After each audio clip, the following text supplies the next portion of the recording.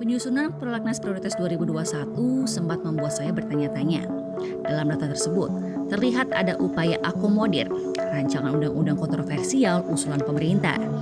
Misalnya saja dengan memasukkan RUU Ibu Kota Negara dan RUU Badan Pembinaan Ideologi Pancasila atau BPIP.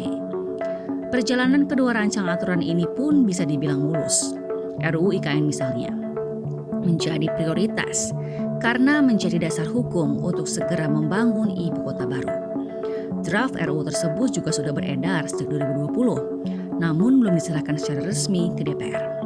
Urgensi RUU ini pun sempat dipertanyakan karena dibahas bersamaan dengan penanganan pandemi COVID-19.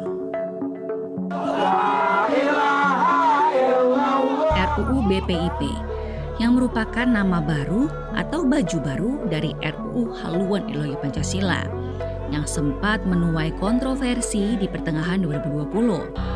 Namun, surat presiden terkait RUU itu telah diterima DPR pada Juli 2020.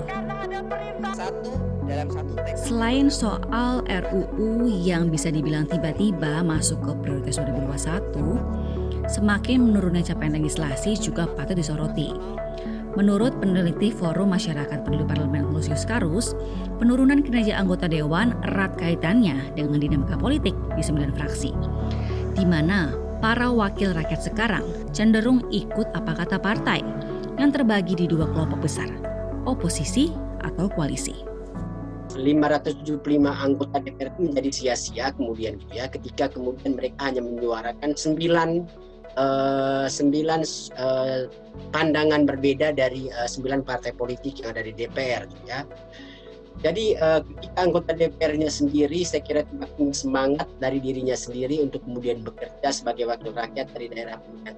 Sulit mengharapkan kemudian ada semangat sebagai sebuah lembaga, sebagai sebuah alat kelengkapan untuk menganggap sebuah RUU itu penting untuk diselesaikan tepat gitu ya.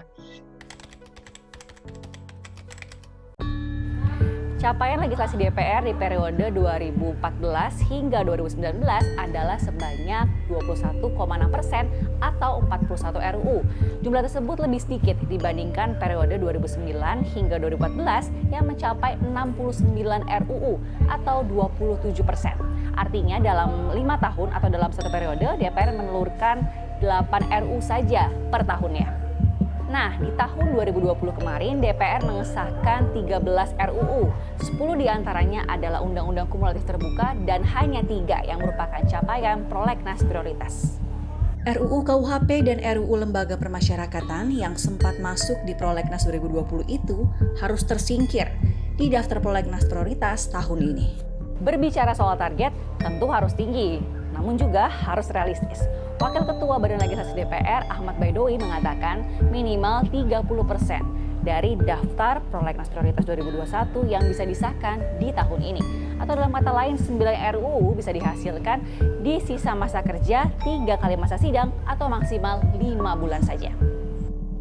Masih menurut Baidowi, sudah ada 6 rancangan undang-undang yang telah dibahas di tingkat panitia kerja Badan Legislasi.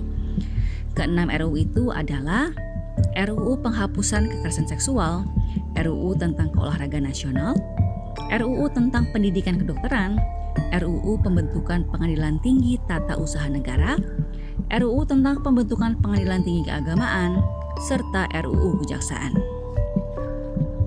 Selain soal kuantitas, soal kualitas tentu juga jangan dilupakan. Atas nama kesejahteraan masyarakat, publik juga harus dilibatkan dalam setiap pembahasannya, baik itu rancangan undang-undang ataupun revisi undang-undang. Jangan sampai DPR terlena dengan iming-iming kesepakatan politis saja. Priska Dauhan, Bara Maestro, Jakarta.